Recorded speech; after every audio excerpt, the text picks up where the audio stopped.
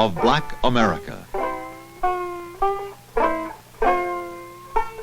Black history, lost, stolen, or strayed.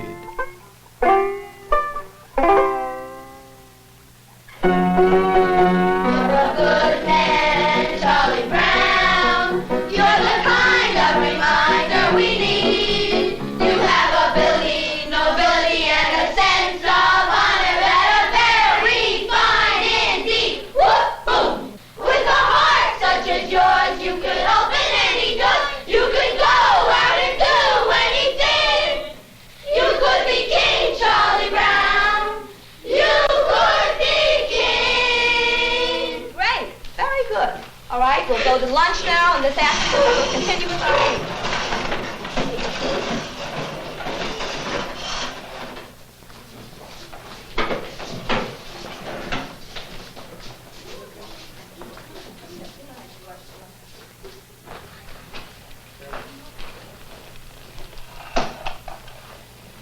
No, I could never fit in that. Never get in that at all. This is more like it. Now, what's the whitest thing you know? Whiter than the driven snow, whiter than the whites of your eyes? Sugar. Non-integrated, non-black, sweet sugar. But you see, there is a black man in your sugar. His name is Norbert Rillier. Norbert Rillier in 1846 invented a vacuum pan that revolutionized the sugar refining industry. Now, you have to dig to find that fact. I mean, it's not much history, but it's still history. Now, what do you stand in? In your shoes. Now, there's just you and your shoes, isn't there? Nope. See, there's a black man standing in your Oxfords with you. Sharing your soul and your heel is a man, his name is Jan Ernst Metzelliger.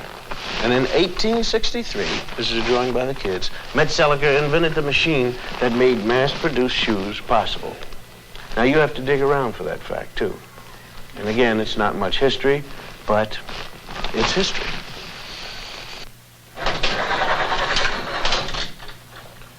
Am I coming in clear to California? I mean, is this TV signal driving through a pass in the Sierra Nevada mountains and slipping into San Francisco?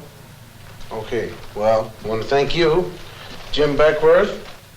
Jim Beckworth out of St. Louis, hunter, trapper, and honorary chief of the Crow tribe of Indians. We had trouble finding you, Jim. Though you helped open the West, you didn't make the books. Chicago, right here, where the Wrigley building is. Young fellow by the name of Jean-Baptiste de Sable. Jean-Baptiste, he founded Chicago, when he traded with the Indians. And of course, there it is right there at that particular time.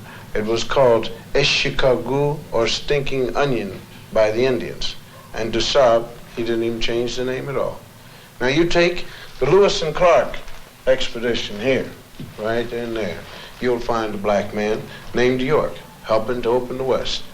Those men are trying to wash the black out of York. That's what you might call historically significant, because a lot of people think we ought to wash white, but we ain't gonna, you see. Texas. Coming to you, Texas, right down the Chisholm Trail, right here. Right down there with 5,000 black cowboys who never made it to the Hollywood Western. Did you know that? Huh? In this same group, there was one black outlaw. His name was Deadwood Dick, who claimed his soul brothers were Bat Masterson, Billy the Kid, and Jesse James. Deadwood Dick used to ride into the saloon, order 2 drinks, one for himself and one for his horse. And here's his horse drinking a shot of red eye with a straw. And how about the 186,000 blacks who fought on the Union side during the Civil War? 38,000 died. How about Teddy Roosevelt's charge up San Juan Hill? It wasn't just the Rough Riders who made it. 4 black regiments went right up with Teddy. They didn't get lost going up the hill. They got lost in the history books. How about the North Pole? Snow White? Well, the first man there was black, Matthew Henson. He spoke Eskimo. And he was Admiral Perry's navigator. And although he made it first to the pole, it never quite made it to the history books. And how about your heart? Can we get there? All right. Daniel Hale Williams first performed open heart surgery successfully. Now, this list could go on forever. Blacks who made it, blacks who made history, but who didn't get into the history text at all. And the strange thing is how little there is about us in the textbooks. Napoleon once said history is a fable agreed upon, and the fable agreed upon up to now is that American history is white on white. But sometimes we did get into the history books. All wrong. Now you take this one. The Growth of the American Republic, 1942 edition. Samuel Eliot Morrison, Henry Steele Commager. Quote, as for. This has to do with slavery. As for Sambo, Professor Morrison. Sambo, Professor Commager.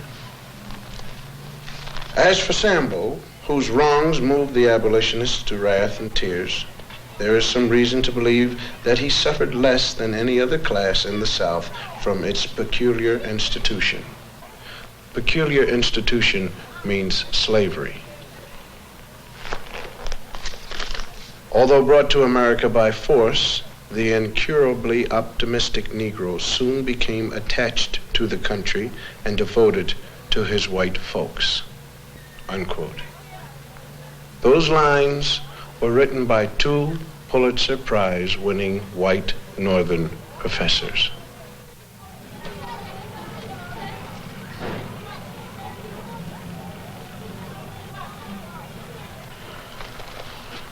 Slavery.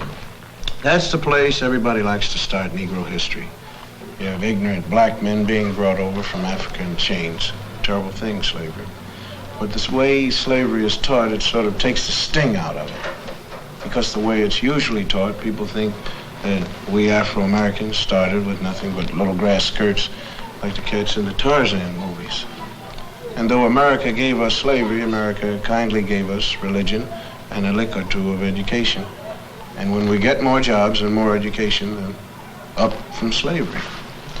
But we had something before we left Africa, something more than rhythm. I mean, we had a high culture.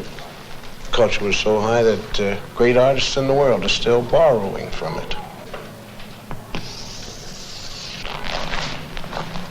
Now here's a sculpture by an unknown African artist. And here's what Paul Klee took from him. Now here's a work by an unknown black African, and Pablo Picasso liked what he saw. Another African design, and Modigliani swiped it, or he was influenced by it, or whatever polite word you want to use. Another black African artist, and Picasso didn't change it very much. I mean, when you look at this copying, you got to give us a little more than rhythm. You got to give us style. Now, if you tell the history of slavery right, you got a big problem on your hands. The slave trader didn't take some savage out of Africa. He took a human being. He sold him like an animal and separated him from his family. America invented the cruelest slavery in the history of the world because it broke up black families. After slavery was over, America kept breaking up the black man's family. And that's some awful history to teach. Now, if you want to look history right straight in the eye, you're going to get a black eye. Because it isn't important whether a few black heroes got lost or stolen or strayed in America's history textbooks. What's important is why they got left out. Now, this country has got a psychological history. There was a master race, there was a slave race. And though there isn't any political slavery anymore, those same old attitudes have hung around. I mean, the burning part of Burn, Baby, Burn is right here in this classroom. We want to thank Mrs. Lovely Billups and the whole gang here at fourth grade for the brilliant and intelligent artwork that they've done here to make this whole broadcast sing. I want you guys to keep pretending that I'm not here. You're doing a great job, and just Keep on drawing and reading and writing, doing what you have to do, because I'm going to talk about some other kids. Not you, Mary, John, and Bob. These are kids from other schools. Did you know in some states it used to be against the law to teach blacks to read or write? Nowadays we're getting these integrated schoolrooms, and most people think that if we get enough teaching and enough jobs, everything is going to take care of itself. But there is a scar of history running right through kids as young as these. It tears you up if you know how to look at drawings kids make, because kids shouldn't know much about history and anything about discrimination. I mean, nobody hates little black kids, but why do some of them cause so much trouble? And if you ask black and white children to draw themselves, or trees, or houses, some strange things happen. We asked some ordinary white kids from ordinary families to make some drawings for us. Like, well, let's call him John. John's white, and we asked him to draw himself. This is John. This is his house, and this is his tree. Then we asked a black kid, let's call him Ralph, to do the same thing. This is Ralph's drawing of himself. This is his tree. Now, why should two kids of the same age draw so differently? Enter the expert. This is Dr. Emmanuel Hammer, psychiatrist specializing in children's therapy. Well, let me illustrate it for you. Let's take these drawings. No matter what a child draws, he's really picturing himself. Ask a secure child to draw a tree, and he's likely to draw a bountiful, spreading tree. A black child drew this tree, cut off in its growth, stark, bare, ungratified. It works the same way with drawings of people. Normal children, average drawings. The mood is happy, the child feels capable, the drawings are complete, and the arms are developed to emphasize strength. These children were old enough to draw complete figures. The significant fact is what they left out: arms, hands. A child may sense that a situation in life is so powerless that he himself is equivalent to an armless man. My own study reveals that armless people appear 3 times more frequently in the drawings by black children than those by white. The faceless beings suggest that these youngsters not only feel themselves to be less than they might be, they don't even feel themselves to be. The black child who is forced to live in a hostile world may disappear in self-defense. He drifts through life feeling like a shadow. He stops caring, and he stops trying. A child who has this on his mind cannot be a child. A child who has this on his mind could want to burn down cities when he gets older. The whole confusion was summed up by a black 9-year-old in these 2 paintings. This is a 9-year-old boy draws a white man, Robin Hood maybe. And this is how the same boy draws himself. And this is the consequence of deformed history. Linda, close the curtains. Brian, lower the screen. Bonnie, lights, please.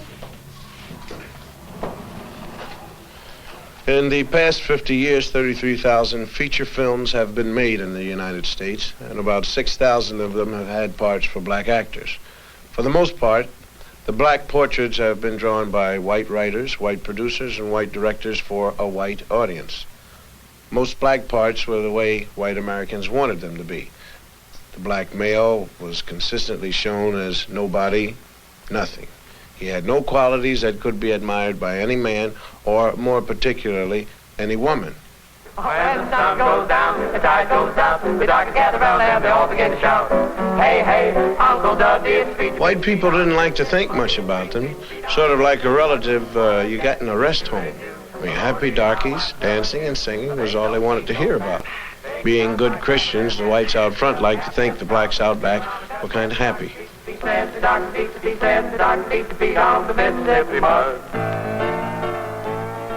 Uncle Tom's Cabin was one of the first movies made that tried to say anything about black people.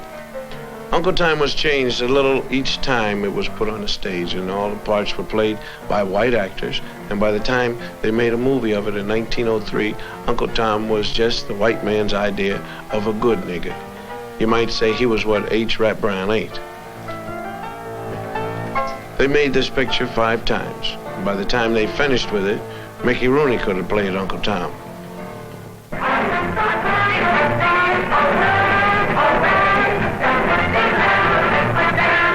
minstrel shows started as the black man's entertainment for himself and the plantation owners. When they were filmed, though, they were done by a white cast. You figure that out. They were done as sort of a joke, and the black entertainer couldn't even get a job making fun of himself. The first really vicious anti-Negro film was called The Birth of a Nation, and it was a honey. And the second worst thing about it was that technically in 1918 it was the best movie that had ever been made. A cat named D.W. Griffith produced it, and he knew how. See? Birth of a Nation pretended to tell the story of the Civil War and what happened afterwards when the slaves were freed. A white woman couldn't walk on her own sidewalk, if you believe the picture.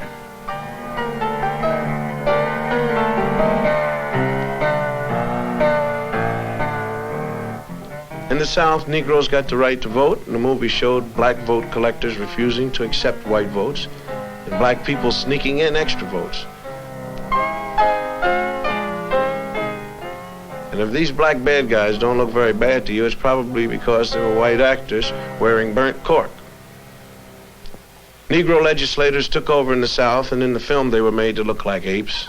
This was the movie version of how it looked in the Southern state legislature. They drank whiskey, they ate chicken with their hands in the State House, and they put their feet up on the table with their shoes off. And of course, they passed all sorts of crazy laws according to the film, like anybody could marry anybody they wanted to. It was obvious to anyone who saw this picture that Negroes weren't fit to govern themselves or anyone else because they really weren't people. This film is 50 years old, and it may look silly and out of date now, but it didn't look silly when it was made and seen. Several million Americans who saw it were propagandized to believe that this is the way things would be if they weren't careful. So they've been pretty careful. Colonel Cameron, a former officer in the Confederate Army, is all upset over the way Northerners and the freed slaves are changing his South, taking a mint julep right out of his mouth. So he takes a walk one day while he's worrying about it, and he sees two white kids playing, and then four black kids come along. Being hardly human and naturally afraid of ghosts, the black kids run. Colonel Cameron sees the whole scene, gets his great idea, and with this, that great white all-American organization, the KKK, was born. Cavalry in the bedsheet has come to the rescue. The South is saved.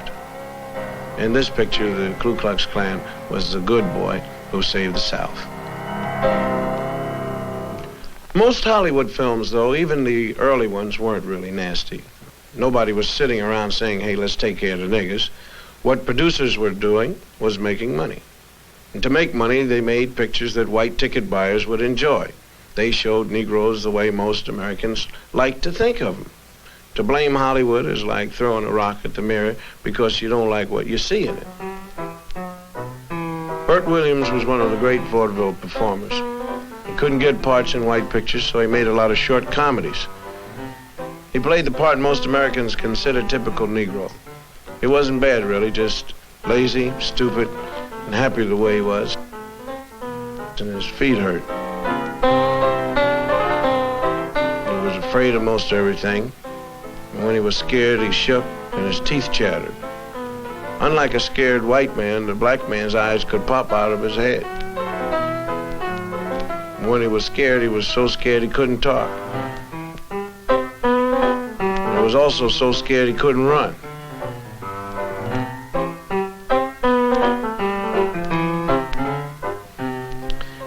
Black women, on the other hand, were steady and imperturbable.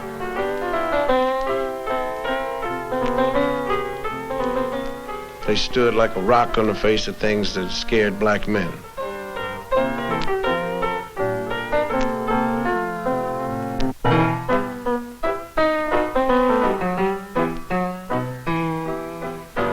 Another strange physical characteristic was when they were really very scared, the guys turned white.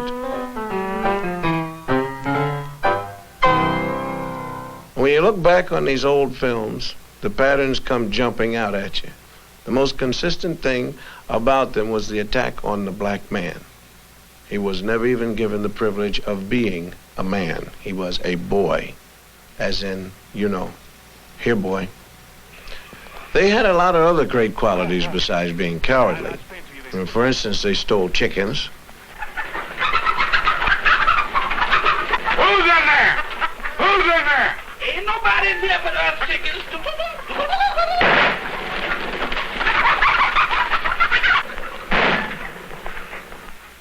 They shot craps. Dice, your papa talking to you now, Dice. Come on. Just hit it one more time.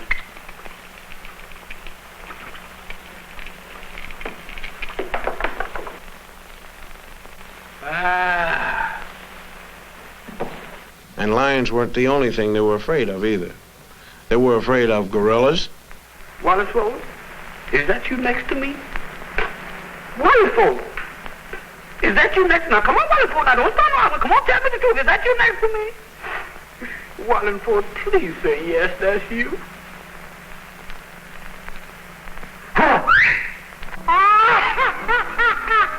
They were also afraid of ghosts and skeletons. Jim? Is that you scratching my head? Jim? Jim! Now, come on, now, what are you looking at?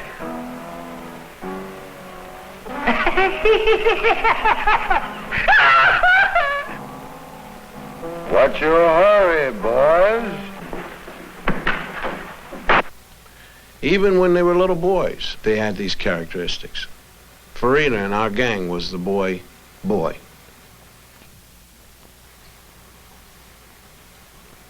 The tradition of the lazy, stupid, crap-shooting, chicken-stealing idiot was popularized by an actor named Lincoln Theodore Monroe Andrew Perry. The cat made $2 million in 5 years in the middle 30s, and everyone who ever saw a movie laughed at Steppin' Fetchin'. Come out, wherever you is, wherever you be, wherever you do. Come out, wherever you am. How's the government looking for you? Where you going, stranger? You scare somebody stiff like that. I'm looking for hillbillies as you was. I ain't saying I am and I ain't saying I ain't. Well, that's close enough for me, because I'm tired of walking myself. The government told me I got to bring in a hillbilly, so you come go with me to Washington. I ain't a-going. That's the color of another horse. Well, I tell you, you don't go for me. We go for the Navy. No. I go for the Navy.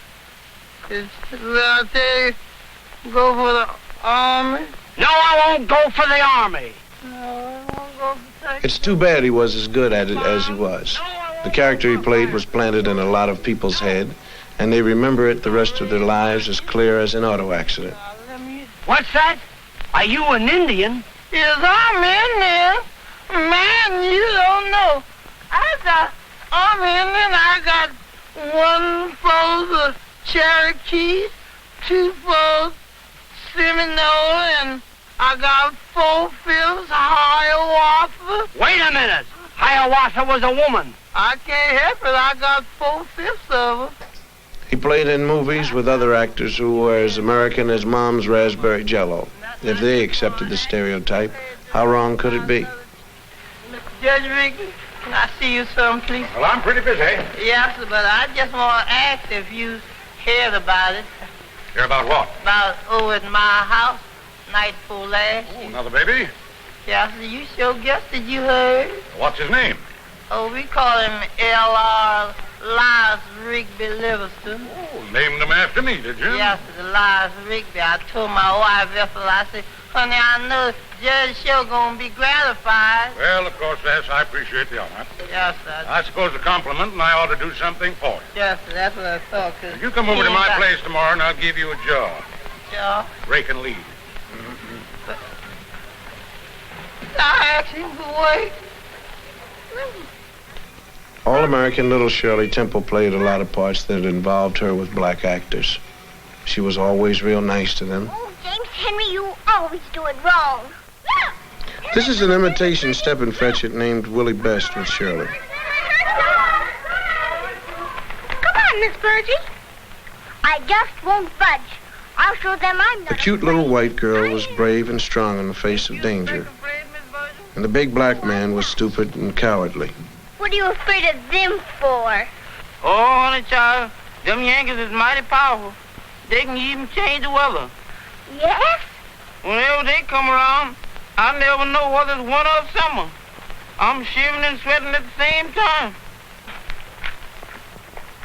James Henry, serve these cookies to Master Harold and wipe his chin. Yes, ma'am, Miss Bunny. She was good to them, and they were good to her. Sort of a master and pet relationship. How would you like to see Uncle Billy dance? All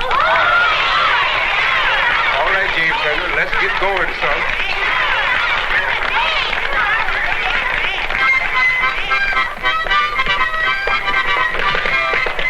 This is Bill Bojangles Robinson, one of the great ones. But if he wanted to work and dance, he had to come into a picture through the servants' entrance.